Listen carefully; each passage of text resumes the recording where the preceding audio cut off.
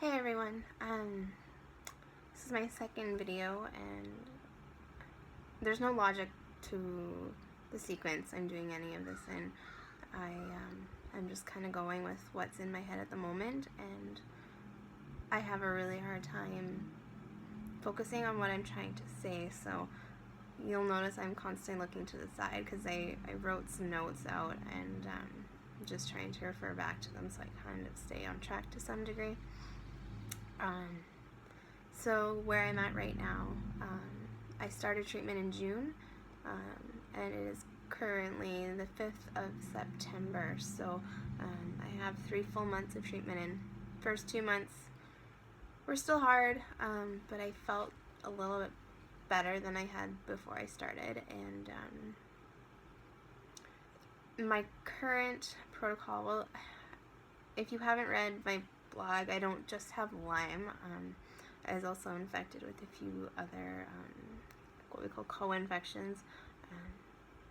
2 of the nastier ones, Bartonella and Babesia. If you've done any reading, you'll know that oftentimes we need to target these first before we can get to the Lyme bacteria, just because they're harder to get rid of, they have worse symptoms, and without getting rid of these we can't really go any further. So right now I'm really focusing on a Bartonella and Babesia protocol, and from what I've gathered from everyone that I've talked to in the groups that I belong to, Babesia protocols really kick your butt, and it's 100% true. The beginning of all of this, I felt so decent compared to what I felt like before treatment that I thought maybe it wasn't working. I was expecting to feel so awful from everything I read about herxing, and I was even saying to my husband, like, I need a day where I feel really crappy because I need to know that this is working. Like, I need that evidence that I'm killing this bacteria. My wish was granted multiple times. So yeah, my last round of treatment seriously kicked my butt. It's like having mono every day. All you want to do is sleep. I'm exhausted all of the time. I don't know a day, I've lost count of days where I haven't slept throughout the day, because it's impossible not to. You need to. So during those 2.5 weeks that were really bad, I'm assuming herxing quite a lot. I was having a lot of swelling in my hands and my wrists. I get lumps in my wrist, and they come and go. They're soft tissue lumps, but Bartonella causes some vasculitis, so inflammation of the blood vessels, and from my understanding, that's why these lumps occur. And before they come with a lot of pain in my arms and my hands, and so I had a lot of that. And then just a lot of the symptoms I had before, like it just feels like you've been run over by a truck. Your bones just feel like they're breaking. And then the neurological pain came back, and it was never in my head before, and now it's like stabbing sensations all over my skull. And it started to really get into my jaw too. Some days it hurts to talk just because it hurts when my jaw moves. I know it sounds weird and it's hard to explain, but those are just a few of the things that were going on over the last couple of weeks. On top of it all, not only physically did I feel like my body was assaulted, I was getting fevers almost every day, and night sweats like crazy, and that's typical of Babesia treatment. So, I mean, it's on the right track, but it sucks. It absolutely sucks. So, I guess this video is more about what I kind of go through, or I did go through these last couple weeks when treatment got really hard for me for the very first time. So yeah, like I said, in bed for 2.5 weeks, and then I start coming around, the fever stop, I start moving again on my own, and you think back over the last 2.5 weeks and you have no idea what happened outside your bedroom or your living room, your couch, your house. I barely left my house. even for the most important things, there's some people in town, my yoga teacher from India, and some things that were going on with that group of people that I would have loved to have been at, and I couldn't do it. This round of treatment has made me more emotional than I have been throughout this entire process. I rarely broke down, I rarely cried, and I have tears often. It's been really hard. On those good days, you just think about all the stuff you missed out on, and I don't know, it's almost frustrating. It's like this glimpse of what could be, and then it's taken away from you again, and that's a bad way to think about it. Instead, you need to focus on the fact that you're lucky enough to have these good days and to take advantage of them, and I don't know, do whatever's going to make you happy, but be thankful that they're there, and don't let yourself frame it the way I just explained it, because it's not good for you.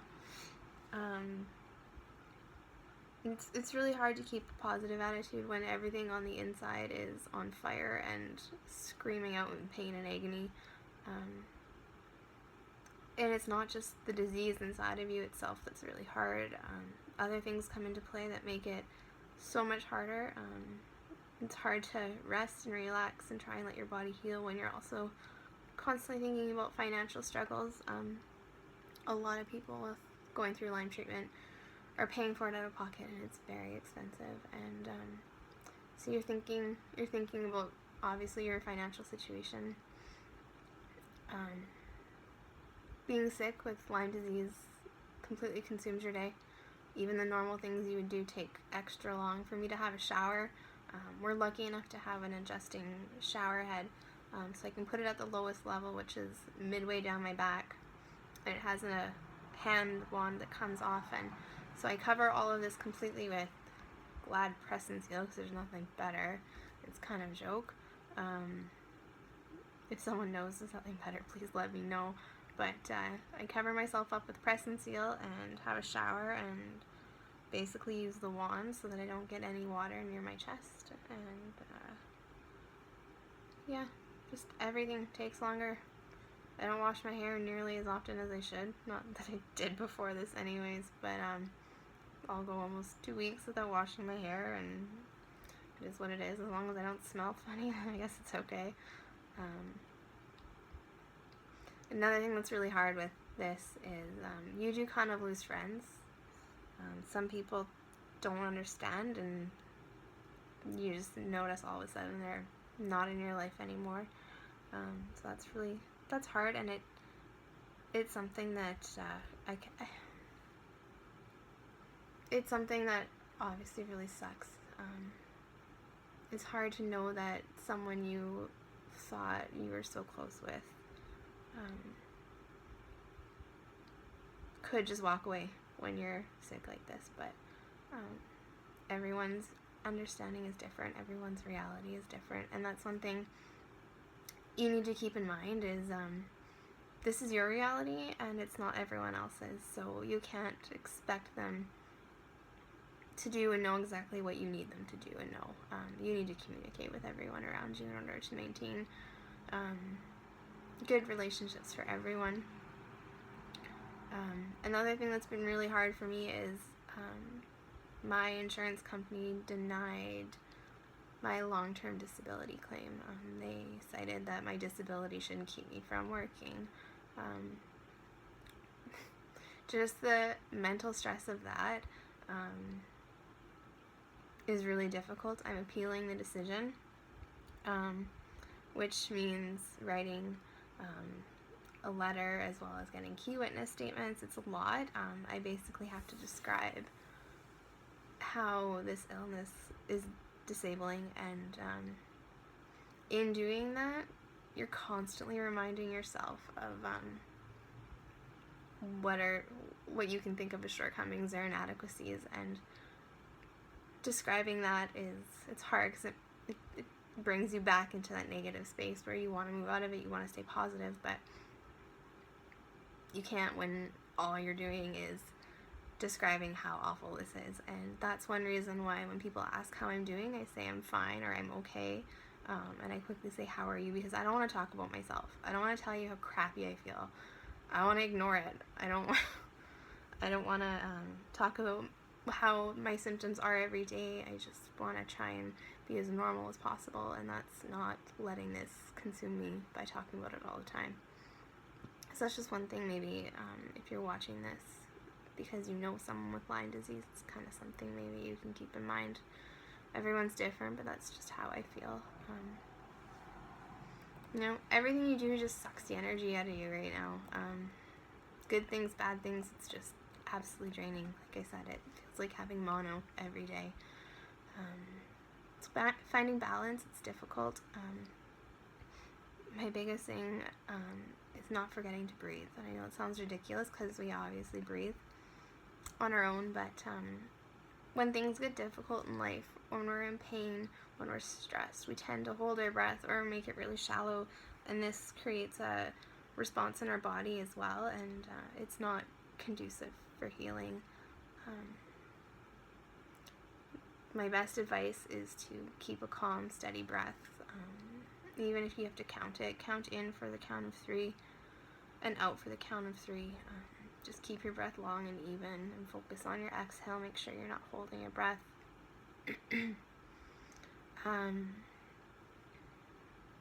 Finding your peace. What you find peaceful, what brings you back to your center, what grounds you is going to be different for everyone. You need to make sure it's something that's yours. And what I mean by that is, whatever this thing is that you do, sorry, that's Lyme disease.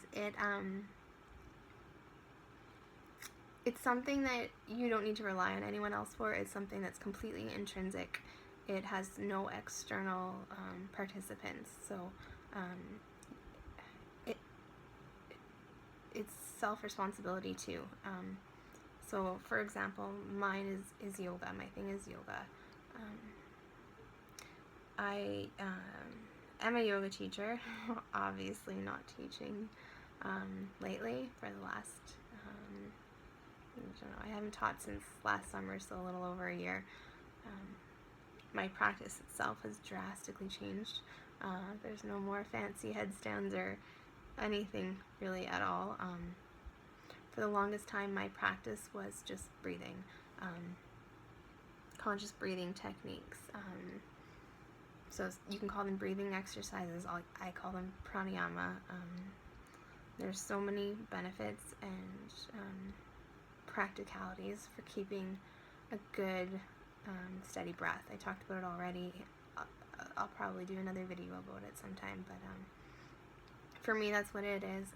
I reread my notes from my yoga teacher training, and that helps bring me back to kind of my core values, and reminds me that I'm not Lyme disease. I have it, but it's not who I am. For me, it's what works. It's, like I said, not easy. I'm still trying really hard to get my meditation practice back, and it's difficult. One, it's uncomfortable to sit or lay down in any position for an extended period of time, so that's hard. The meds that you take, the disease itself, the bugs crawling around in your head, the bugs that are hopefully dying in your head, it doesn't let you have a very quiet space up here. So it's hard. It's really hard, and you just have to do your best to push through it and find that one thing that grounds you, whatever that is. It could be a certain book. It could be, I don't know, it could be anything. Everyone's different. It's up to you to figure out what it is, though. When treatment kicks your butt like this, a lot of emotions come up. For me, it's, like I said, been a really hard week. I've had a lot of tears this week. I feel frustrated. I feel angry towards other people who've stepped out of my life, and that's not fair. And it's not what my problem is. My problem is dealing with this, and I can't project anything onto anyone else because that doesn't make sense. It's not anyone's fault. So So I just need to remember, I don't know how to even explain. This is why I try not to deviate from these notes, because I lose track of what I'm talking about. But yeah, with killing the bacteria, especially from my understanding, babesia can cause a lot of mental disturbances too. So not only is everything in your life just difficult because you're this sick, but for a lot of people it can cause a lot of anxiety and depression too. So it's hard. It's really hard. I've even noticed it with myself, and I work really hard on training my brain to do otherwise. Negative thoughts come in, replace them with positive ones, and keep repeating them until you believe them. Keep your breath even. That's about all you can do when those things come in. I mean, everyone deals with them differently, and that's my way. The other really hard thing about this is you feel like you're changing, and you feel like no one really understands it. You are changing. There's things happening in your body. That's undeniable. You can let this change you for the worst, or you can let this guide you to a different place in your life. You can see the blessings that it brings. There's a lot of them. You'll see them as they come, and maybe one day we'll all realize why this happened to us, and what the purpose of it is, because there is one, and it's not because someone hates you, or it's not because someone's punishing you. It's something that was meant to happen so we can learn something from it. So remember that, find the good things. But it's hard. Like I said, it's hard. No one really understands how it feels every day. No one knows really what each day looks like for you and the struggle it is just to get through the day. A lot of you people are on online groups. They have friends that they connect with Lyme. So you have like your online Lyme buddies, but it's not really the same thing. Human contact and socialization are really important. I learned this the hard way. I isolated myself a lot when things were hard.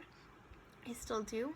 I've kind of told my friends just to not give me any warning, just to text me and say, I'm going to be there in 10 minutes.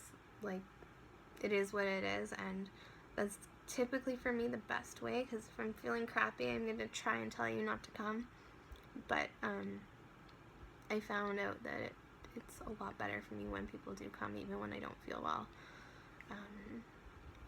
So that's one thing, is you need to maintain some social aspects in your life, and when you can't leave the house, it's really hard. So people need to come to you, and I don't know, you don't want to rely on people either. So it's that's why I'm saying there's balance, and you need to find the thing that's right for you, the thing that is just yours to keep you going through this.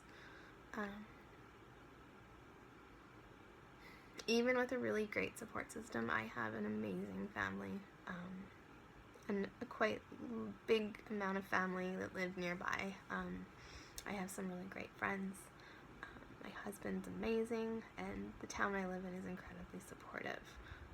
Even with all of that, you still feel lonely. I don't know why, I don't know how, but you do. It's a completely isolating disease, and you just, I don't know. There's just no way to explain it. You just need to find something to remind yourself of when things get hard. Like I said, negative thoughts come in, replace them with positive thoughts, and repeat them. Repeating positive thoughts can help rewire your brain. It can actually help you get through this. So it's got to be something positive and in present tense. So, my body's strong. I accept my life, and I'm gonna be okay. You need to tell yourself these things, and you need to believe them more than anything. So ending this, it's 20 minutes long. Again, I don't know how I managed to do this. I always aim for 5 to 7 minutes and go way over, but I recently read a newspaper article that interviewed a Lyme patient, and there were some words that resonated with me really well, and I don't think I could say this any better myself. So what she said is, this is a lonely disease that nobody understands.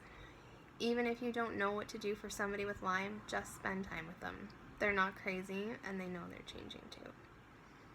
So I guess that's it for this video. I hope you found it helpful. Again, there's always more blogs on my website, so you can always check those out. There might be something on there that you find helpful. So that's it for now.